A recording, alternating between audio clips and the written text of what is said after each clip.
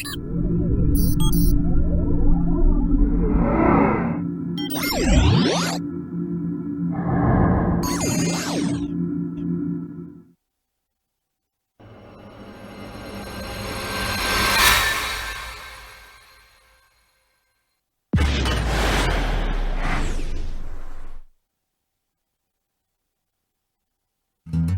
time for Remodel Revolution. And now, an award-winning contractor with over 40 years experience. Here is Alex Guthrie. Welcome to another edition of Remodel Revolution. I'm your host, Alex Guthrie. We're coming to you from deep in the heart of Texas from the world headquarters of Remodel Revolution. I'm so glad you could be with us today. I've been looking forward to this all week because I've got a very special guest this week, Phil Crone. He's the executive director of the Dallas Builders Association. We're going to have him on in a little while, but first, we've got some business to take care of. I've got some notes and some thoughts and things that have been happening, and it's the holidays, we're coming up on Christmas, and so there's things that keep coming up with me and my clients, and people are calling me and emailing me. So I wanted to go over some things with you today. So this is what we're calling our contractor's corner. It's what we call this little bit of advice that we like to give out. And today's contractor's corner is dust, D-U-S-T, the bane of all remodeling projects, and the thing that none of us can avoid as much as we try. The arch enemy of the lived-in remodel. It can only be slightly controlled, if at all, regardless of what we do. But there's some things we can do to slightly control it or make it the best we can make it. So here's a few ideas. If you're doing a remodel, particularly if it's over the holidays and you have guests coming or family coming to your home, and you want to have it, as dust-free as possible. First, have your contractor put filters over the return airs in your house. Now, I've sent people out and they'll come back with a little fiberglass filter, the cheapest one they can find, and they'll tape it up sort of haphazardly right on top of that vent. That is not what you want to do. What you want to do is get a cloth filter that's in a frame, and you want to tape it along all four sides. It has to go completely over your return air. Sometimes we have to put two of them on there if we have a real big return air grill. And we tape the entire thing around the sides to seal it so the only air going through is the dusty air. And remember, you've got to keep track of that. When that thing starts looking discolored and dirty, you need to change it. And I'm going to tell you that regardless of how many of these I put up, I'm still going to get dust in the system. I'm still going to have dust throughout the house. But it won't be as much, hopefully. That's one thing that you can do. Make sure you use the fabric vent. Seal off all the adjacent rooms from the area that work's going on. You're still going to get some dust in there. You always have positive and negative air pressure in a house, and that's from opening doors. When you open the door from the outside, it creates a vacuum. So what happens is, you get that vacuum in a particular room or area, and it actually draws everything even through little holes in the tape or whatever it is, little gaps. So you do the best you can. But if you do that, one of the things that dust does, this is really interesting, dust will actually stick to the plastic barrier. It'll stick to the glass in your windows. And so it's not always just what you see floating around or what you see laying on top of stuff. It's actually just floating around like a little mist that I don't like, and neither do my clients. Cover all your furniture in the rooms where possible. Now, I'll go in rooms even where we're not working, if this house, obviously if it's not being lived in, but if we have rooms that we can segregate out, even if you're living in the house, cover everything with that light painter's plastic and tape it to the floor or tape it around the bottom of the furniture to totally seal that off as much as you can. Again, when you go in and you remove that plastic, when you're all done, guess what's going to happen? The dust is going to float a little bit. So you're still going to have some dust, but this will really help because it keeps it from getting down in the fabric. Also,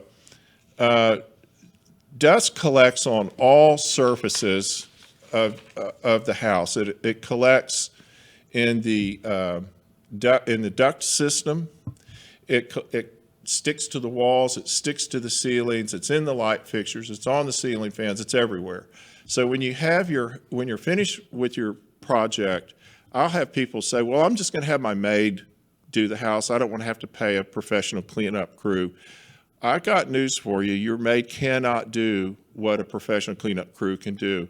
That investment of having the cleanup crew go in and get it off of every surface and even go into cabinets and get it out of the cabinets, that is a huge help. I mean, it starts you out clean where you need to be.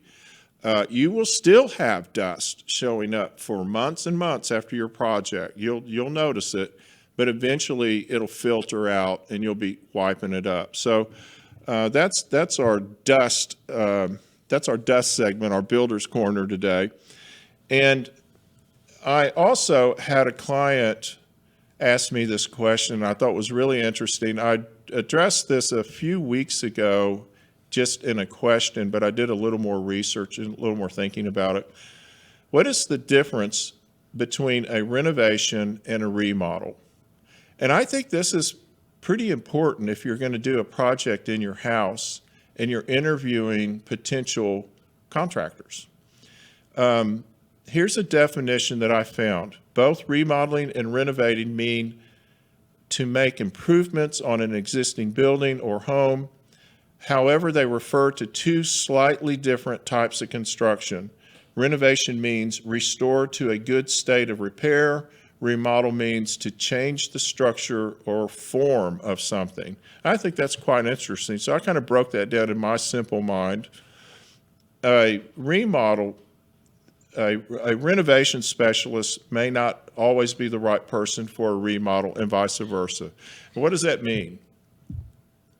If you have a fire or flood, you have something happen in your house, and you want to just bring it back up to what the insurance company is going to pay for, that's a renovation. That's actually just bringing it back to where it was. It's renovating. If you're going to do an addition or you're going to update a room, a kitchen, a den, a bathroom, whatever it is, that's a remodel. And a remodel crosses over to room additions. It's a lot more complex in some ways, but renovation in its own way is very complex because it takes a particular skill set to be a good renovator, to understand how to bring things back. Particularly if you're in an older home, you want somebody in there that actually understands how to bring it back to what it was. You don't necessarily want to change it. You just want to bring it back to where it was. And that's a very peculiar skill set to have.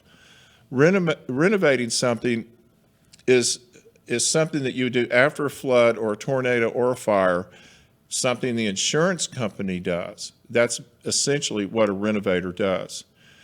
And so I thought this was really important because when you're interviewing people, I'll see people drive around and they'll say, so-and-so company, renovation and remodel. I'm not sure I always want to remodel or renovating my house. It depends on what you're doing. There's special types of finishes. There's special types of building practices that were used in older homes that a remodeler might not be as focused on as a renovator. If you want to update, if you want to do an addition, if you want to do a real remodel, that may not be something that a renovator per se that may not be their strong point. So remember that, think about that when you're interviewing people. Also, I had some emails, and this person asked me, why should I be taking pictures of the work happening on my home? This is from John in Portland, Oregon. Well, yesterday, I was on a job site that I'm doing, and I was watching some sheetrockers work. I'm standing there with my client. We're just watching them work like the client and the contractor do. And we realized that the sheetrocker had covered a plug up. And of course, I don't speak very well Spanish, so I had to do my sign language and point and get down on my knees and get down there and say, it's right here, it's right here. But the main thing is I had a picture of it on my phone because I always take pictures of the walls before they're covered up. There's a lot of reasons that there's more reasons than just finding plugs that were covered up. You want to know where your plumbing is, your wiring. You want to see how things were put together. Let's say you're doing a bathroom and you just gutted the bathroom and you're about to cover the walls up with sheetrock and tile, whatever it is. And you decide you want to put grab bars in the bathroom or some accessory on the wall. If you may want to go in and do some wood blocking in that wall. That's typically now what we do. We never used to do that, but we've gotten now to where it's kind of a standard thing to go in and do blocking inside the wall to accommodate accessories like toilet paper holders, which it used to go in the wall, but now they sit on the outside of the wall, grab bars, even shower doors. Instead of having them screwed into the sheetrock or just the tile, put blocking back there, and that'll support the weight of that door. So there's all kinds of reasons it's a good idea. And the really good thing is if you've taken pictures or a video of it so you can find it after the wall's covered, because you may have two different people going in. One person put the blocking in, another person's going to put the accessory in, and the first thing they're going to say is, where's the blocking? So you can pull that picture out and you can look at it. Sometimes you'll have a question from a building official. You may be getting an inspection and he may say, he or she may say, whatever, have a question about it, and you can pull that phone out and show it to them instead of having them say, why don't you pull that piece of sheetrock off so I can see it? Locating mechanical things in the wall. Mechanical things would be anything that's a wire, a plumbing line, a plumbing stack. There's all kinds of things in that wall that you can't see. And of course, missing plugs and switches, and trust me, missing plugs and switches is a very, very common thing when you've sheetrocked a wall. We find it all the time. And you wonder how it happens, but when a person's installing that sheetrock and it's dusty and it's hard work and they're up on a ladder, they can cover stuff up and not even think about it. Plus, they move really fast. So anyway, document that. Then also just keeping documentation of your work in progress with your camera or your video. That is invaluable, and you should save it on a file in the cloud or wherever, but save it on a file so you always have it available. Now, the project that I was referring to that I was at yesterday was the house was built by a friend of mine. He sold, some people bought it, and they wanted to make some changes. They hired me to make the changes. So I called my friend's superintendent and got him over there, and he actually had a video of the house before they covered it up with sheetrock. They went through and did real detailed videos of what was in the walls. And so the superintendent came over. We were making changes. We actually looked at the video. We could see exactly what we were dealing with. It was beautiful. It really worked good. So make sure and take those videos and those pictures and save them. I have another client I'm dealing with that had issues with a contractor that he had hired before he hired me. He actually hired me to fix the problems. And now they're having, legal stuff going on. So they're looking for all the pictures and all that stuff. So there's a lot of reasons it's a good idea to have them. You never know. And then and finally on this subject, it's really good idea to have befores and afters. And it's not just to look at the way it was and the way it is. I mean, that's cool too. But the befores actually tell the story of the house before you started working on it. And if you're going to work on it later, it can really help you sort of understand how things were put together. So it's a really good idea to do these befores and afters. Okay. We're going to take a quick break. And we're going to take 60 seconds, and we'll be right back. Don't go away. The hardest working and arguably most important system in our homes is our air conditioning and heating system. It heats the air, it cools the air, and it filters the air. That's why it's so critical to have it checked and maintained by the very best professionals available. It's time to contact Total Air and Heat at totalair.com. Get that system pruned and tuned. If you want to have the very best experience, you've got to hire the very best company. Total Air's employees are honest, well-trained, and thoroughly background checked. I never have to worry about sending their technicians out to my clients' homes. Family owned and operated for 3 generations, Total Air and Heat has been a fixture in North Dallas for over 60 years. Total Air is a proud dealer of the Trane air conditioning systems, and you know how hard it is to stop a train, so give them a call at 972-881-0020. That's 972-881-0020, or contact them at totalair.com today. So living in a dynamic time in the industry, in our building industry, we went through a recession a few years ago, and it was pretty devastating to our industry.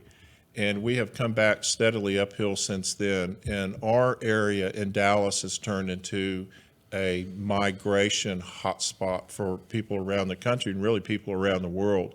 They're moving into Texas for various reasons. A lot of it is because a lot of corporations are relocating here to get out of high tax states and things like that and move to a real business friendly state.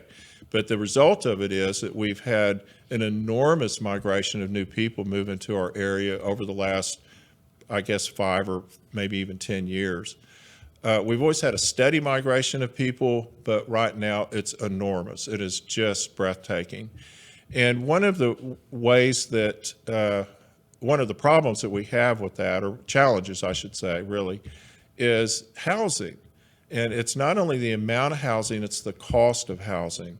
And the only way that we can deal with that is to have an organization that actually is sort of speaks for the building industry. We have to have people that will address city councils and city managers that are making decisions that are running up the cost of housing, rules that prevent us from being efficient at our jobs, because at the end of the day, we're trying to do 2 things: create enough housing and create it affordably so that the people moving in here can actually afford to live in our area. And if you've looked around the country, you know that there's a lot of areas where that is a huge problem, particularly on the coast, both coasts, east and west. So I've invited my friend Phil Crone from the Dallas Builders Association. He's generously donated a little time to us today to talk about some of the things going on here, because there's a lot of things to talk about. So please welcome Phil Crone. How are you, buddy? Hey, good, Alex. Really Good. happy to be here this morning. Always glad to have you here. Always glad to. So we are in just like a unprecedented building boom. Yeah, just like you were mentioning in the opening, a lot of growth, a lot of people coming to this area. We have added about 1 million people and over 800,000 jobs since 2010 in the Dallas area. Wow. Our biggest struggle as home builders is just trying to keep up with some of the things that you mentioned: a labor shortage, exclusionary zoning, a lot of things that are limiting the supply of housing and correspondingly raising the price of it. And so what Dallas Builders Association, and honestly, there's a Fort Worth Builders Association, there's a lot of associations, they're all kind of related to the Texas Association of Builders and the National Builders Association, right? NAHB. Yeah, National Association of Home Builders. Yeah. I can't keep them all straight. It's a lot of alphabets. A lot of alphabets. And what they do for us is they advocate for the building industry.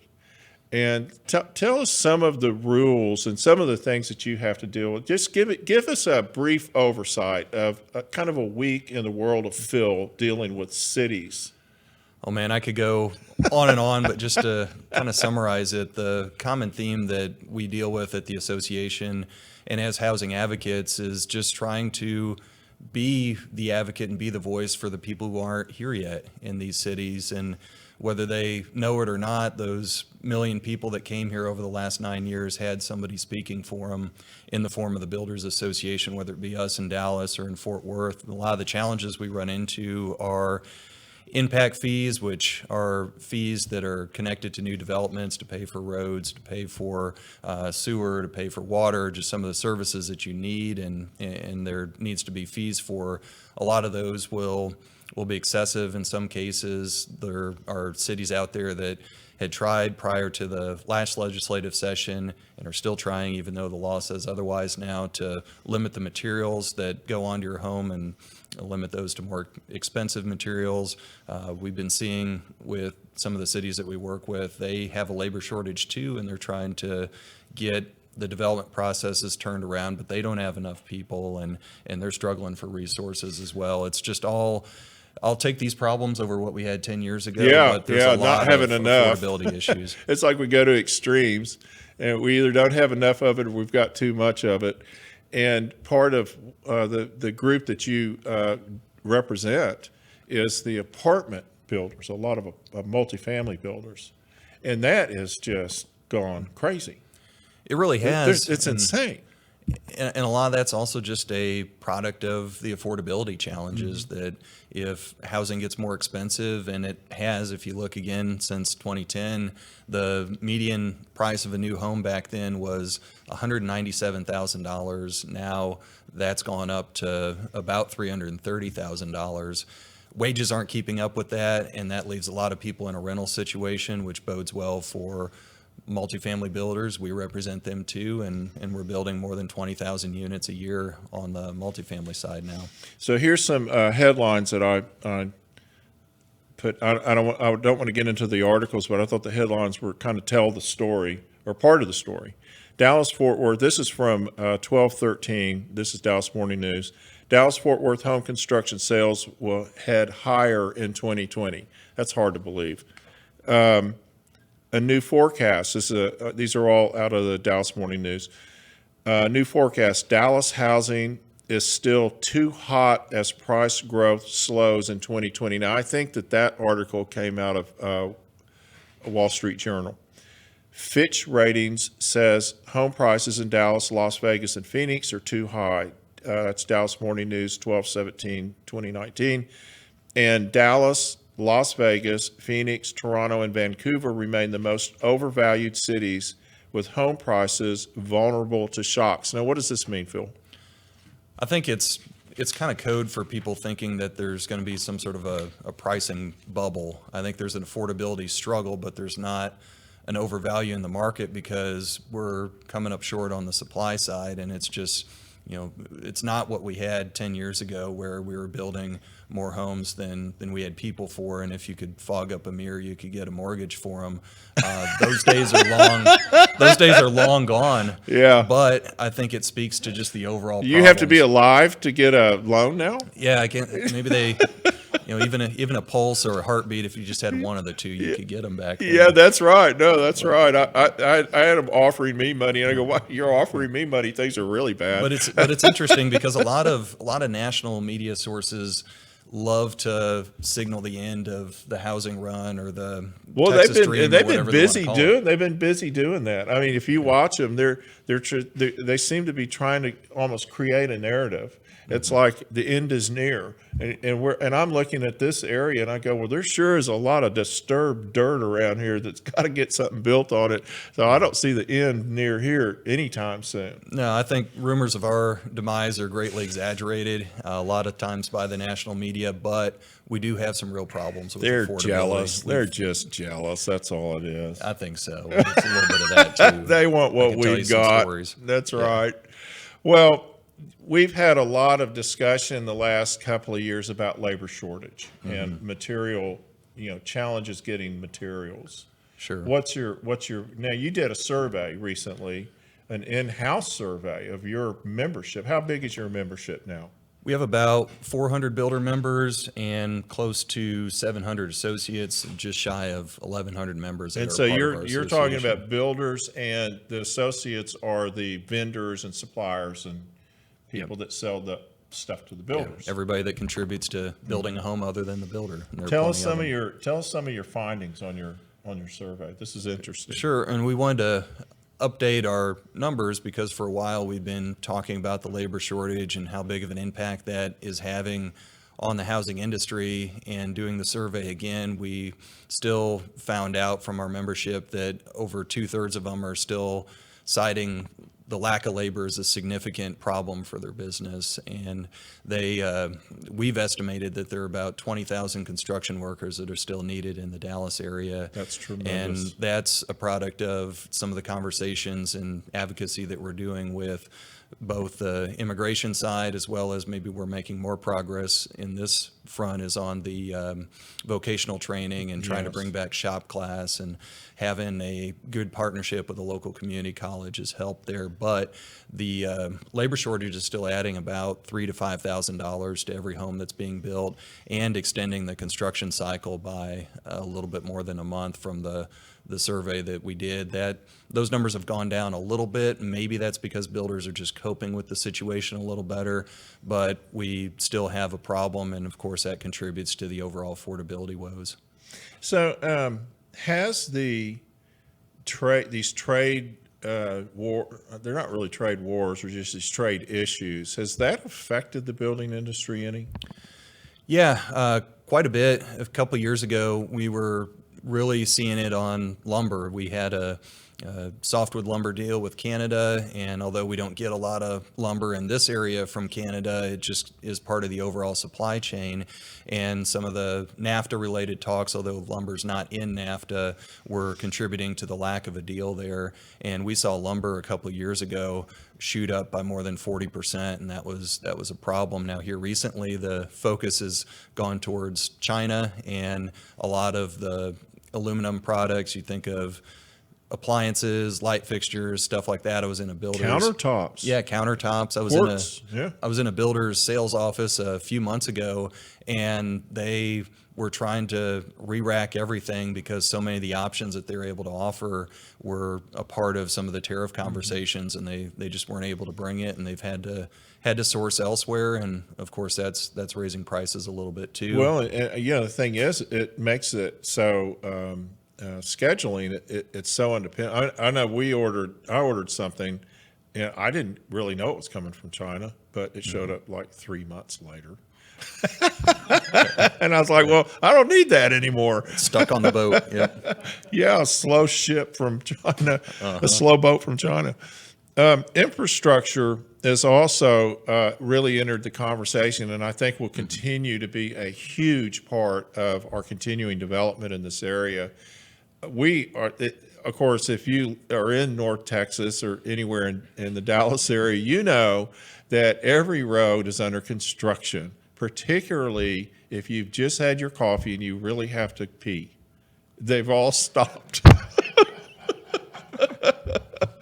And the roads that aren't under construction need to be under construction because you have to have 4-wheel drive to get down the road. And so how have you had discussions with your associates or your members, or even the local governments about the infrastructure? And when I'm talking to you about infrastructure, I'm talking more of things like water availability, power availability. When I drive by these construction sites and I see hundreds of pipes coming out of the ground, and I'm thinking, where are we going to get all the water for these people? Where's it coming from? And I know we're in building a new lake right now. Well, that's good. That's about 20 years too late, but it's better than not having one. Does this come up? It does, and it's funny that you bring up water because about 9 or 10 years ago, we were really close from going to stage 3 to stage 4 water restrictions, which may have caused some municipalities with water supply concerns to have a building moratorium. And the rains came, and they came quite a bit. Out. Yeah, they came quite a bit over the last few years, and it's gone to the back burner. But luckily, about 4 years ago, the state legislature took that lesson and was proactive on being able to contribute quite a bit of money to, ironically, from the rainy day fund to our water infrastructure, and that's helped us plan a little bit. Of course, the reservoir issues that you mentioned, it takes a generation to bring those online, Yeah. but at least as far as what the state can do, they've really gotten better. Now on roads and everything else, I mean, maybe we need to build more gas stations so you can take a pit stop there and relieve yourself. But we also, I think there's a business there. You know, it's the 25-cent portalet. I mean, you line them up on the side of the highway, and you put a little slot deal in there. You can get it open for a quarter. Jason likes that idea just too. what the city's wanting the right of way. Yeah, I'm that's sure. right. Yeah. Hey, I'll split the profits with the city. I don't, I'm a nice guy. Yeah, no, we don't need these directional sign programs or anything. Just porta potties. Let's talk a little bit about affordability, because this is the one of the biggest issues you deal with in your association, is kind of doing battle with the forces of non-affordability evil. You have to go, and you have the unenviable job, and your folks do, of getting to go and deal with the bureaucrats downtown that want to change all the rules, that are driving the prices up. And sometimes Phil calls me with a little tear in his eye, and he goes, "I don't know if I can do it again," because you're really having to confront people that don't understand this industry.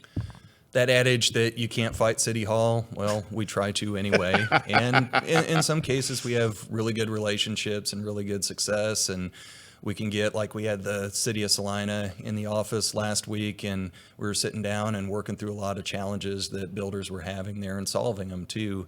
It's a mixed bag as far as the way cities see affordability in this area. A lot of take Dallas, for example. I think their heart's absolutely in the right place in developing the southern part of town and trying to bring people in instead of pushing people out to the suburbs or to the outlying areas. That'll help with traffic too. But they have processes and inefficiencies in their development services and building inspections and water and everything else that just make them unable to get out of their own way. And those are different from some of the suburban cities where you have, and certainly you have this in Dallas too, but you'll have NIMBY issues, not in my backyard. And that's Right. ironically in places like Frisco and others, it's somebody who's been there for 2 or 3 years, and they believe that their neighborhood achieved absolute perfection the moment that they arrived, and anybody else that comes after that and anything else that comes after that is just not anything they Acceptable. want. It's just not acceptable. So we have to we have to deal with that, and of course it's a challenge because there are great schools and great communities that people want to live in. They may be in a rental situation and they want to have access to those places, but a lot of the decisions at city government determine who gets access to those places, and we've tried to elevate that issue and the stakes of it to anybody that'll listen to us, and sometimes that's a city council, and other times it needs to be the state legislature. Well, and not only that, these small towns, now we're talking about towns that were small just a few years ago, and all of a sudden a developer comes in and says, "We're going to build 50,000 new homes in your community." Wow. I mean, they're all ready for that. And so they have to put processes in place. They have to be able to handle that. That's a big task. I mean, for anybody. Now think about the city of Dallas. I was down there pulling a permit, or going through the process. The process of pulling a permit is go down, hand them your stuff, and say, "What do you want now?"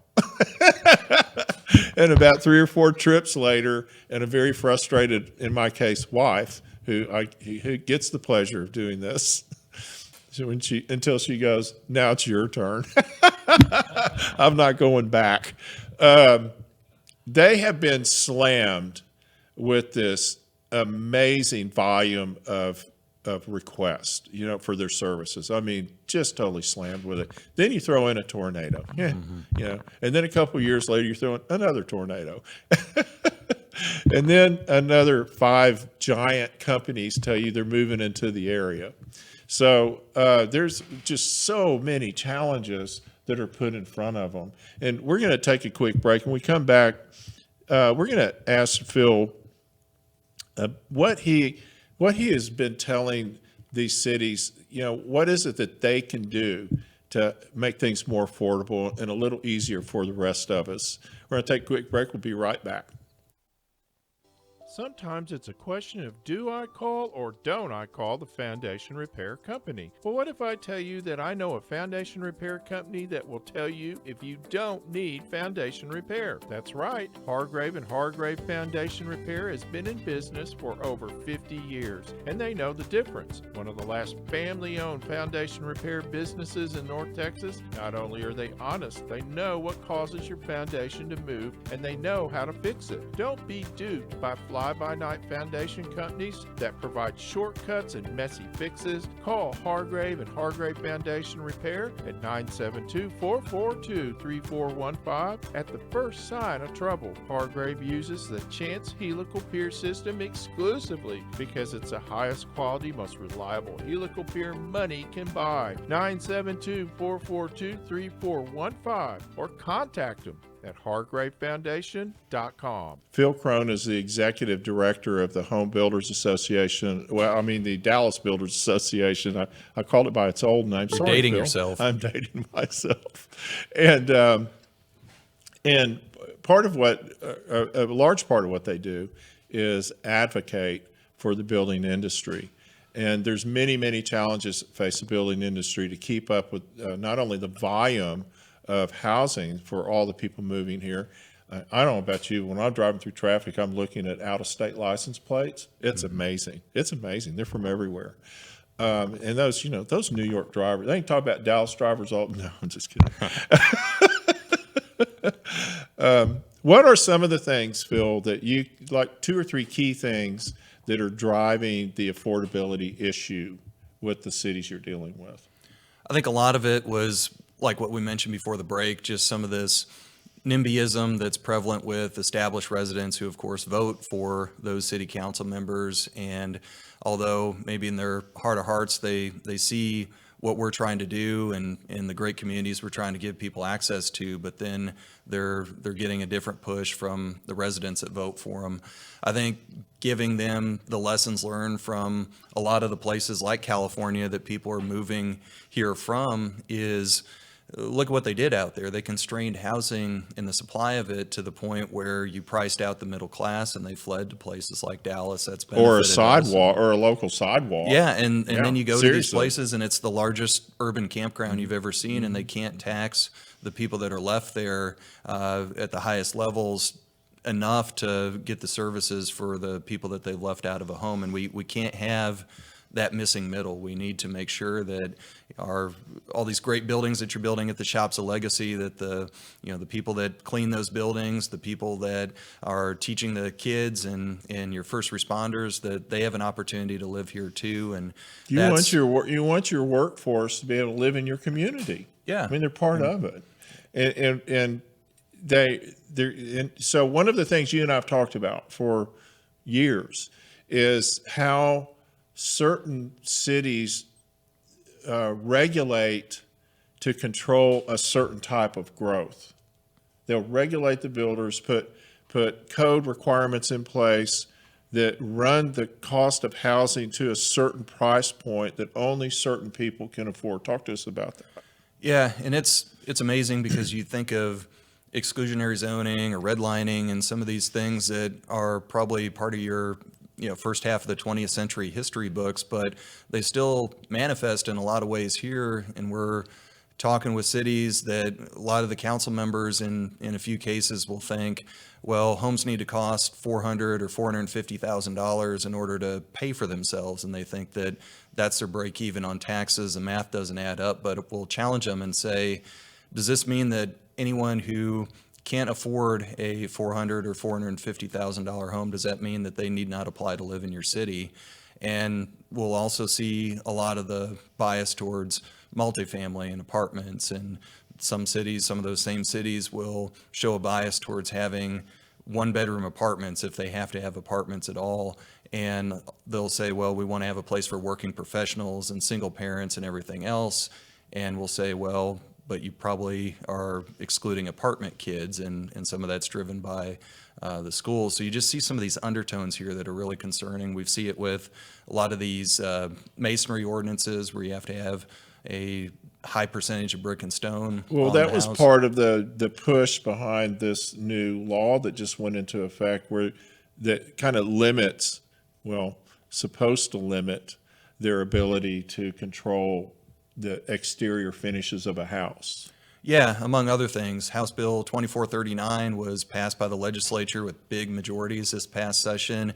It essentially says that if you have a product that was approved in the last 3 cycles of the building code, a municipality cannot limit its installation. So it's a safe product, it's proven by the code, and it gets to compete on an equal regulatory playing field. That means that if you want to use hardy board or LP instead of brick, then let's let you go for it. The only difference is that the brick and the stone is more expensive, but there are a lot of different buyer tastes out there, so it lets those products compete, and it helps our affordability a little bit, but it doesn't sacrifice But quality by or safety. doing that, you can't have every single house and building look exactly the same. I mean, what are they thinking?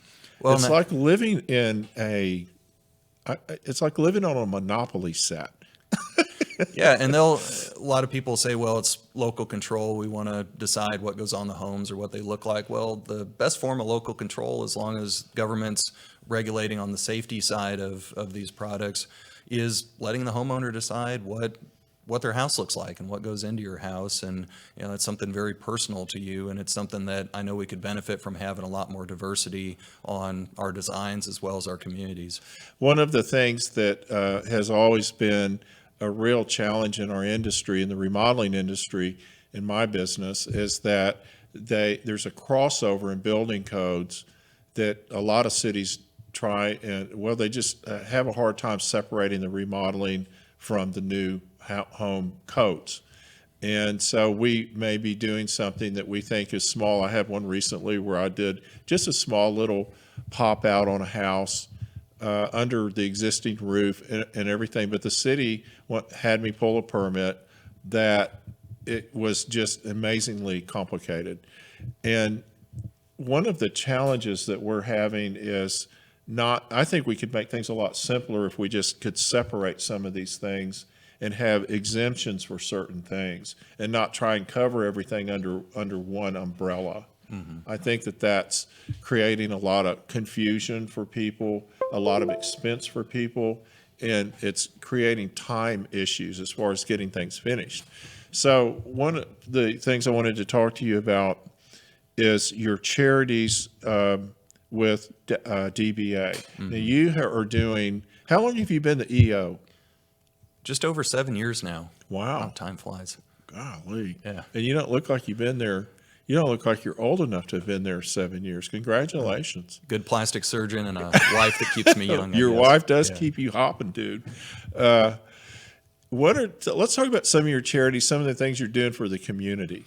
Yeah, I really appreciate you asking about that. It's one of the things that is the best part of coming to work at the Dallas Builders Association. We work with a organization called Operation Finally Home. They build mortgage-free homes for combat wounded veterans and their families. This year we finished up our 7th project in Irving for Major Eric King in a great community there where the city actually donated a lot to us. So this is an example of a great partnership that we have with an area municipality. In fact, they're talking about 3 more lots that we may be able to get for veterans in that same neighborhood here next year, and we would just essentially be building a neighborhood with a lot of veterans as cornerstones of that community, and they can work together and be the leaders that they are.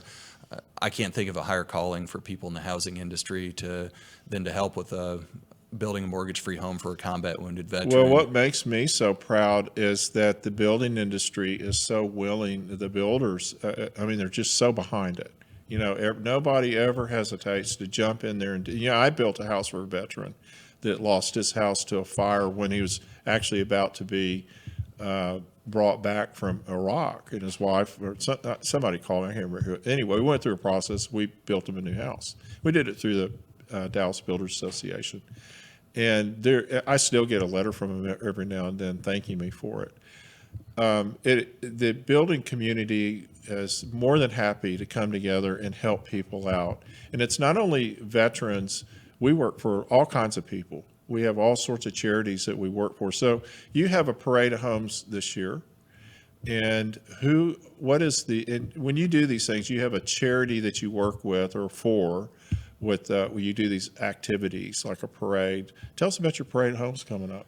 Yeah, our parade is coming up in May.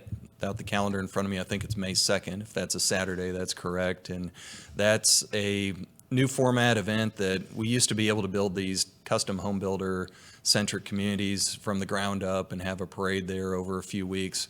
The market doesn't support that anymore, so now we rely on, especially in Dallas, a lot of the newly built custom homes. We do a scattered site parade. We had 7 great homes last year. We've got the call out to have builders with recently completed projects get into next year's parade, and I think it's going to get bigger and better. It helps out Operation Finally Home, and we're talking about even including an angle where we can help out some of our construction trades programs and really help our workforce that we rely on to build these and others. That's fantastic. And I love the parade. The parade's really fun. Everybody loves a parade. And I like we used to have them just like in a development, and now that we can't do that, it's not practical now. So they're doing a scattered parade. So you'll be able to go, you have to drive around town. You go to these really amazing houses. So when you see this announced, take advantage of it. Don't miss the parade. The parade's fantastic. Also, you have activities what type of activities do you have for your members to help small business? You do things like that. You have the after hours, you have other things. Yeah, we talked about the advocate, educate, communicate. And we talked about the advocate, but we also have a great education program, award-winning, probably the best in the country that you'll find at a local home builders association. They have really gotten into a at project site series of classes where they go out in the wild, they go on site, do some training there. They've got a Build a Better House series that takes the stages of construction from the ground up with foundation, framing, everything else all the way through finish out that you can learn about in the classroom. And it really is a whole series just based on the things that keep builders up at night. Luckily, we've got a really good set of experts that can train people on that and help them stay proactive on some of the things that you encounter and the challenges that you have, even down to just dealing with people, which is another thing that you have to do is a home builder or especially a remodeler, just being able to communicate expectations, maybe avoid crazy people, and just be able to be proactive. I'm going to take the Avoid Crazy People class because I've only been doing it 40 years. I still haven't figured it takes one to know one, right? Yeah, maybe that's it. I'm not crazy enough. That's what it is. Well, I really appreciate you being here, Phil. It's always great having you. You're such a great guest, and your association is such a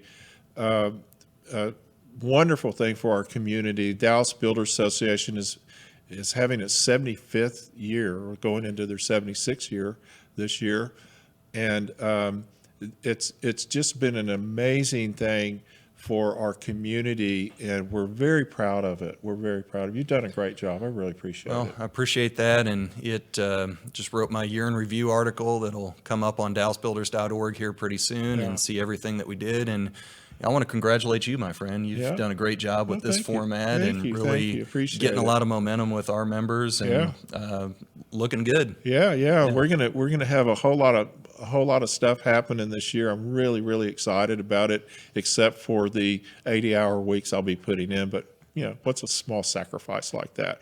Get an honest week's work out of you, right? Yeah.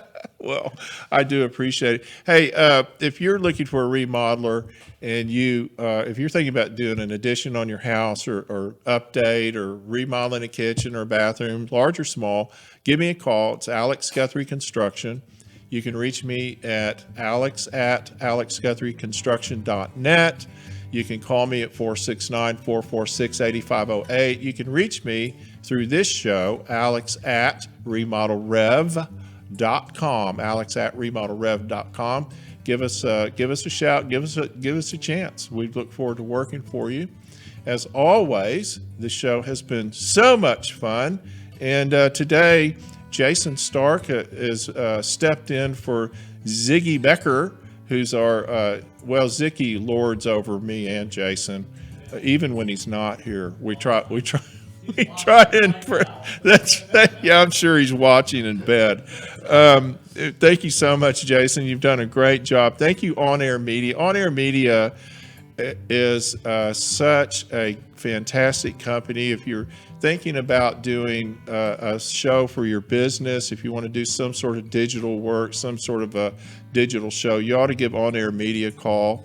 They're really, really fine folks. They do a really good job. If you're watching this, you understand that. And of course, our sponsors. We have some fantastic sponsors. They have been with us since the first day, and they're sticking with us, and we really appreciate it. We love them all, and they're super quality people. That's why we have them. So check out Hargrave Foundation, Total Air and Heat, Windsor Door. And if you're going to build a house, if you're new to the area, you're looking for a builder, you're looking for a remodeler, go to the DallasBuilder.com website, or is it DBA or DallasBuilders.com. It's DallasBuilders.com website, and you can get in there and find plenty of people to interview and talk to and look at their work. So thank you very much, Phil Crone. And stay tuned, and Ron Taylor will tell you exactly how and where to find us on all our media platforms. This is Alex Guthrie checking out. We'll see you soon. You can catch Remodel Revolution anytime. Follow the show on the website, remodelrevolutionradio.com, or on social media, Facebook, Instagram, and Pinterest, using the handle @Remodel Revolution Radio. You can always listen to the show on iTunes, Spotify, Google Play, and TuneIn. And watch the show anytime on YouTube.